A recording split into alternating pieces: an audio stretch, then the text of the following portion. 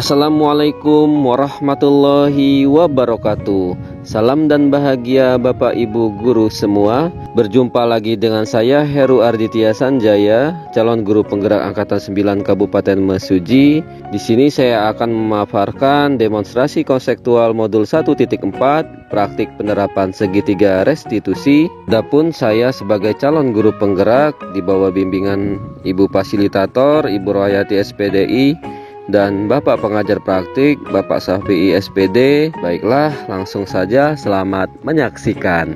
Definisi restitusi. Restitusi adalah proses menciptakan kondisi bagi murid untuk memperbaiki kesalahan mereka sehingga mereka bisa kembali pada kelompok mereka dengan karakter yang lebih kuat. Restitusi memiliki tujuan disiplin positif dan memulihkan dirinya setelah berbuat salah. Restitusi tujuannya adalah menjadi orang yang menghargai nilai-nilai kebajikan yang mereka yakini. Restitusi belajar dari kesalahan dan memperbaikinya dengan tawaran, bukan paksaan. Segitiga restitusi.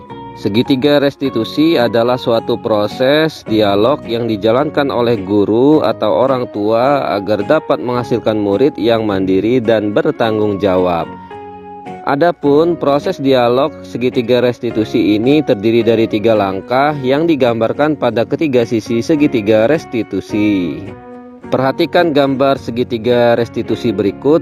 Ada 3 langkah yang digambarkan pada ketiga sisi segitiga restitusi, yaitu yang pertama, menstabilkan identitas.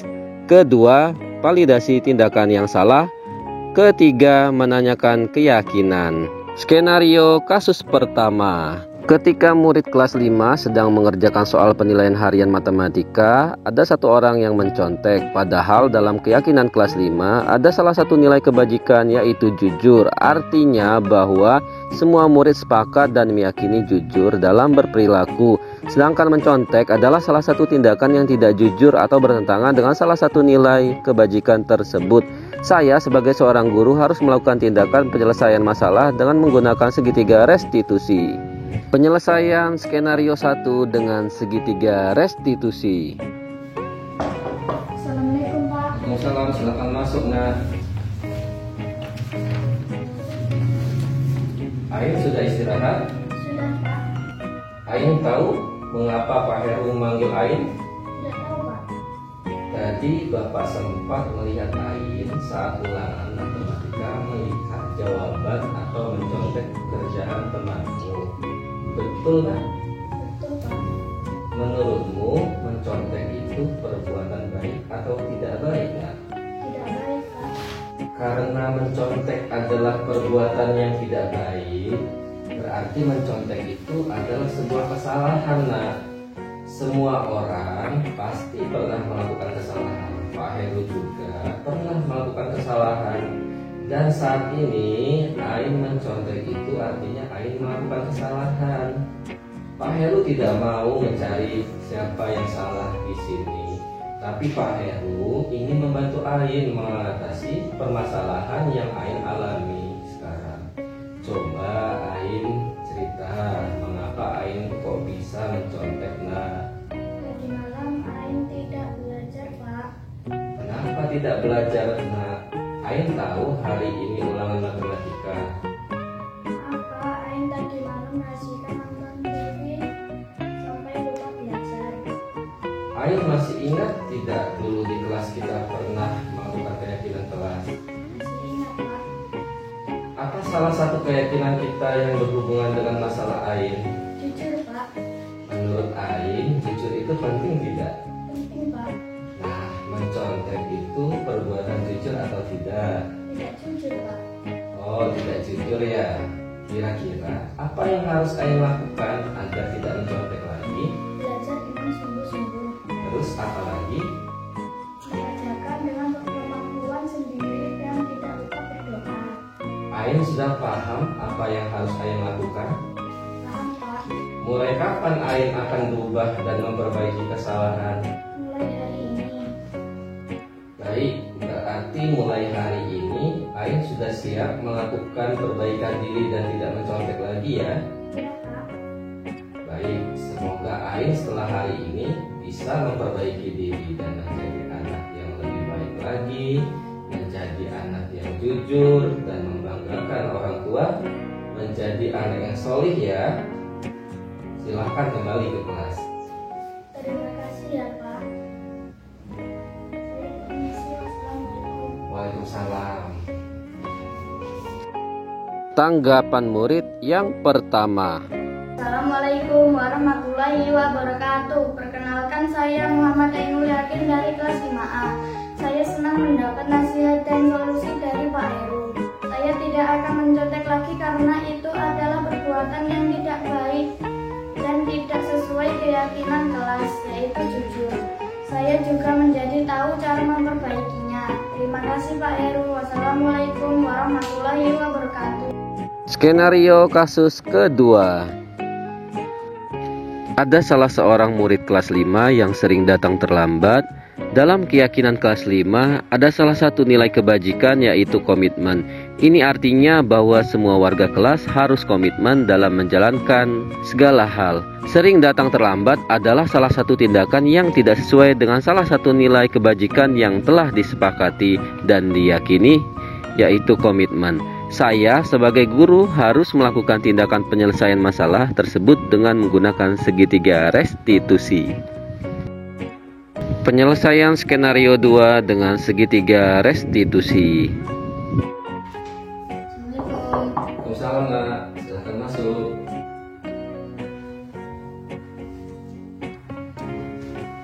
Bagaimana kabarnya hari ini? Alhamdulillah sehat Pak.